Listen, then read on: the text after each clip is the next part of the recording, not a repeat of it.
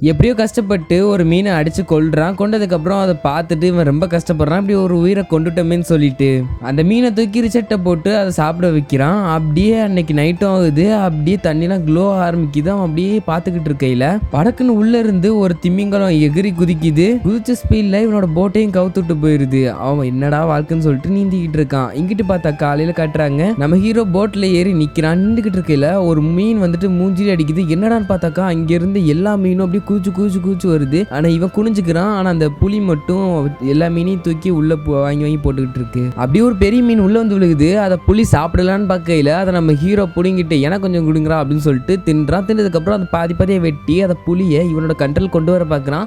இவன் சொல்றதையும் அந்த புலி கேட்கவும் ஆரம்பிக்குது. அப்படியே அன்னைக்கு நைட்டு பெரிய புயல் வருது. வந்து இவங்க ரெண்டு பேர்த்தையும் ஒரு வழி பண்ணிட்டு போயிருது அந்த புயல். காலையில எந்திரிச்சு பார்த்தா அந்த புலி ஒரு ஓரமா முடியாம கிடக்கு. இவனும் அப்படியே போயிட்டு அதோட தலையை கொண்டு வந்து இவன் இதுல வச்சு அப்படியே தடவி கொடுக்க ஆரம்பிக்கிறான். அப்படியே இவனும் தூங்கிடுறான். காலையில எந்திரிச்சு பார்த்தா மரத்துல மோதிட்டு போட்டு நிக்குது. ஸோ அவன் இறங்கி போயிட்டு அப்படியே கொஞ்சம் கொஞ்சமா தின்ன ஆரம்பிக்கிறான் இங்கிட்டு உள்ளதெல்லாம்.